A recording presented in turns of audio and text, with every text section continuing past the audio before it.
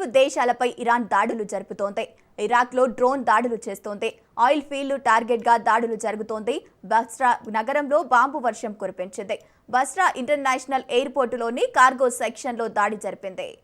పశ్చిమాసియాలో యుద్ధ సమీకరణాలు మారుమోగుతున్నాయి. ఇరాన్కు రష్యా వ్యూహాత్మకంగా మద్దతు ఇస్తోందని తాజాగా ఓ నివేదిక పేర్కొంది.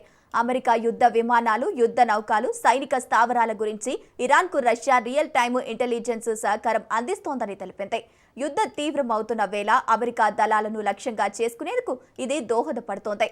పశ్చిమాసియాలో యుద్ధం ప్రారంభమైనప్పటి నుంచి అమెరికా యుద్ధ నౌకలు, విమానాలు, ఇతర సైనిక స్థావరాల సమాచారాన్ని ఇరాన్కు రష్యా చేరవేసిందని అధికారులు వెల్లడించారు. యుద్ధం ప్రారంభంలోనే ఇరాన్ అమెరికా దళాలను కనిపెట్టే శక్తిని చాలా వరకు కోల్పోయింది. అయినా అగ్రరాజ్య సైనిక లక్ష్యాలపై దాడులు చేయగలుగుతోంది. యుద్ధం మొదలైనప్పటి నుంచి ఇప్పటి వరకు ఇరాన్ వేల సంఖ్యలో వన్-వే అటాక్ డ్రోన్లను, వందల క్షిపణులను అమెరికా సైనిక స్థావరాలు, రాయబార కార్యాలయాలు, ఇతర లక్ష్యాలపై ప్రయోగించింది. అమెరికా కమాండ్ అండ్ కంట్రోల్ వ్యవస్థలు దెబ్బతీస్తోంది.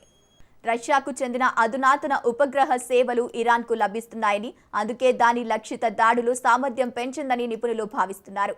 ఇరాన్ వద్ద పరిమిత సంఖ్యలోనే సైనిక ఉపగ్రహాలు ఉన్నాయి. అందువల్ల రష్యా అందించే శాటిలైట్ చిత్రాలు వారికి ఉపయోగపడుతున్నాయి. ఉక్రెయిన్లో యుద్ధం చేస్తున్న రష్యా తన నిఘా టార్గెట్ సామర్థ్యాలను బాగా మెరుగుపరుచుకుంది. దాని ఫలితంగా ఇప్పుడు ఇరాన్ తన ప్రత్యర్థి గగనతల రక్షణ వ్యవస్థలను దాటుకుని దాడులు చేయగలుగుతోంది. ఇరాన్కు రష్యా సహకారం అందిస్తోందనే కథనాలపై స్పందించడానికి అమెరికా గూఢాచార సంస్థ ఐసీఏ, రక్షణ శాఖ నిరాకరించాయి.